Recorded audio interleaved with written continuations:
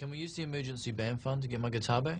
Well, it's actually tied up in an investment at the moment. What's this investment? It's a friend of mine from Nigeria, Nigel Saladu. When did you go to Nigeria? Well, I didn't go, that's the best bit, Jermaine. He just randomly sent me an internet letter offering me a business opportunity, and I went with it. In a few days' time, he'll return the money I invested, plus 1,000% interest, and a share of his family fortunes. It's a scam. It is not a scam. Why would someone want to scam me, Jermaine? And on the internet service, one of the trusted things of today's society. Okay, so for those of you who don't know, me and Daryl used to run a website before we were famous. Or infamous. Infamous. Or, you know, before we had 3 whole subscribers on this channel. But anyway, we used to run a website where we would get spam emails and reply to them under the guise of various characters. Now, one of these characters was went under the name of Peter Andre, not the Australian guy who used to be shagging Jordan, but a guy who had a striking resemblance. Well, we made him up so we could make him look whatever we like, but he had a striking resemblance to Tom Baker, Yes. former Doctor Who. In fact, striking, you know, not just a striking resemblance. He looked exactly like him. Looked- We basically used we basically used pictures of Tom Baker in his Doctor Who get-up as corresponding pictures, like passports and whatnot. And So basically, here's what would happen. Look, we would put our email address out there a little bit, and scammers would contact us, telling us we were owed X amount of money, or we'd had like a dying relative in Nigeria who'd left us like millions and millions of dollars, and we would reply to them, and then they would ask us for money. Yep. And they'd ask us for money, and we would claim to have sent the money and then send them back and forward to payment offices, try to collect payments that didn't exist, and just embarrass them. Well, we'd usually draw this out so that there would be like a little story going on. We actually got quite a nice mythos going with the characters, and Peter Andre himself gained notoriety. gained his own reputation. He's basically, he has all the worst characteristics of a person. He's sexist, racist, he's a pederast, he's pretentious, but at the same time you want to like him because he's He's a lovable oaf. he's a lovable eccentric who looks a bit like Tom Baker from Doctor Who, and who likes to think of himself as very enlightened, and It really isn't. but clearly is not at all. Right, so anyway, as I said, the only email we got in this week, it just by chance it happened to come from what's his name, Dr. Tunde Lemo. Yes, Dr. Tunde Dr. Lemo. Tunde Of the Lemo. Central Bank of Nigeria, Yeah, from- we are made to believe. Yep, from the Foreign Operations Department. But I'd actually done a check on the IP address, and he's in Germany, so I don't know if he's on holiday or something while he's sent this email. But anyway, so basically what's happened, we've got an email from him telling us that the former governor of the Central Bank of Nigeria, Charles Soludo, who we say we had dealings with him. We had dealings with We had dealings people with claiming to be someone him at some claiming to points. be Charles Soludo. Yeah, but anyway, basically saying that Charles Soludo had been fired at some point, and as a result, we were actually owed $25 million because he'd been holding money back from us, which can come in handy, I suppose. And actually, before we get into that, Peter Andre used to be a member of an academic society. Yes, he used to be a member of a self-styled think tank ran by a figure who looked like Alan Sugar but called himself Grandmaster Flash. Yeah, the name of this organisation was the Collective Liberal Intellectual Transition, which has an unfortunate acronym to be used in emails as a little signature. Yeah, so he was the Grand Fellow, the 79th Honorary Grand Fellow actually, of the Clip the programme. Clip programme. So anyway, as I was saying, we got an email from Dr. Lemo, so Peter decided to reply to that. So Yes. Dario, why don't you read out his reply email in the voice? Yes, Of, and I'm going to try and do a sort of Tom Baker-esque voice.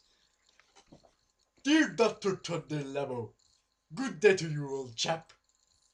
First of all, let me tell you that I am, for want of a better word, flabbergasted at the electronic letter you have sent me.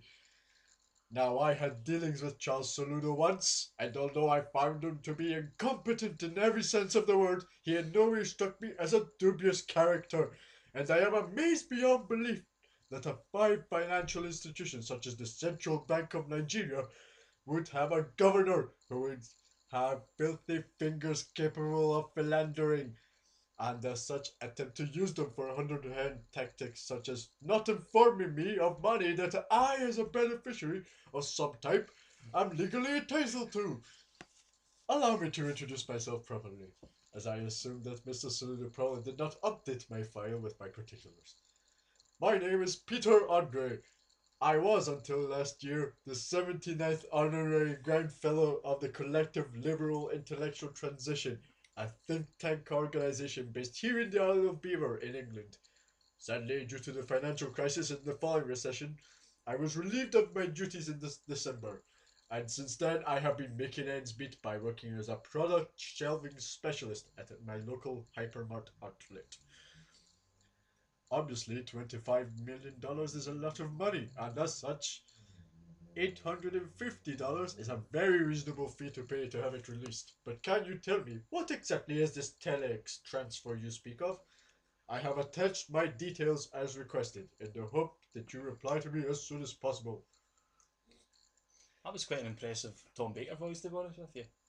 I should state that I am actually Tom Baker. In fairness, right, So- there's certain parts of that we didn't explain. We actually done it. First of all, the guy's basically he's asked us for $850 to get this money released. Now, Andy, obviously you're a relatively intelligent guy. Have you had any spam emails? I don't usually check my spam. It's just one of them ones. One of the smart ones. But Yeah. I mean, you've seen the email that Dr. Lemos sent us. I mean, seems like an honest character Aye, of course. $850. What's that? for 25 million. I mean, About £500 roughly. round about. Go for it. Go for it. Exactly. If anything, I would say Peter Orr would be a fool not to take him up on this offer. But we can we'll just check the email that Dr. Lemos replied to us with. Okay. For this, I'm just going to read it, and I'm going to read every single spelling mistake that I might happen to come across phonetically. Attention, Mr. Peter. I am receipt of your letter, and if there's no punctuation, I'll just keep going. I am receipt of your letter and the content well noted and understood as regards to Saludo. You should understand that he is no longer in office. He was being sacked by the new elected president for holding on beneficiary funds and also trying to divert some of the fund to his foreign account, claiming that the beneficiaries is death. Tell you what a bastard! What a bastard! The beneficiaries is death. The beneficiaries is death. Anyway, this is not a time to talk about him. The most important thing is to make sure the fund is transferred to your bank account, because all approval had already been given to me by the president to make sure all foreign contractors and inheritors are fully paid. He's quite keen to get this underway. Yes, he's. Yeah. That's, He that's, wastes no time. I know there's no flies on him. You know what I mean? And as you well know, time No, wasting. the bank, he saves them bundles. Regarding to the telex, I think that one was supposed to be regarding to the telex duty fee of $850. It is a compulsory fee which must be paid by all beneficiary before the transfer is made. This fee will be paid to the telex department by you to authenticate the transfer. When the fee is received from you, the telex department will immediately program your account details on the central computer databases, and the button will be pressed immediately. Very It's Iron Man. It's getting very technical, and you must note that the fund shall be subjected to hit your bank account within 48 banking hours. As opposed to 48 Earth hours. I will appreciate, or Mars, yeah. I will appreciate if you call me directly with my mobile. Here he puts a mobile number.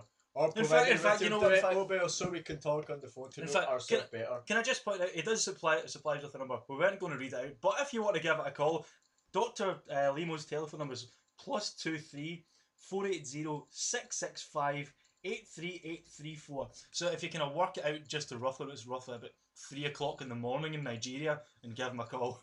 I'm sure he'd appreciate that. Tell him Peter Andre sent you. Anyway, so Peter's replied to this in the Okay. in the most classic of ways. So Daryl, Dear Dr. Tunde Lever, good afternoon to you, old fellow. Once again, I am simply disgusted at Charles Soludo's shady dealings in regards to beneficiary monies that were due to me. Can I ask, were any criminal charges ever brought against him? I mean, I'm no legal seagull, but I would say that such actions quite rightly see someone here in England on the wrong end of a scene too with a policeman's truncheon. Anyway, onwards and upwards, eh? Plus, we have $25 million waiting. So the last thing we'd be wanting to do is to have any more time wasted by someone talking absolute nonsense, telling lies, and just being a bit of a general spanner in the works in an effort to slow down this business transaction. which Peter Andre obviously won't be in any way. Of course not. Now I am still a little confused about this telex duty fee. I understand that the good people working under your beady eyes at the Foreign Operations Department at the Central Bank of Nigeria will no doubt have certain administrative fees that have to be covered, and I am more than happy to pay. Though I would very much appreciate it if you could inform me of what this fee does actually cover, and if at all possible, explain how exactly I am supposed to pay it. I have tried calling you on your telephone, but sadly my telephone provider does not let me dial international numbers after I run up a huge phone bill trying to call Charles Soludo.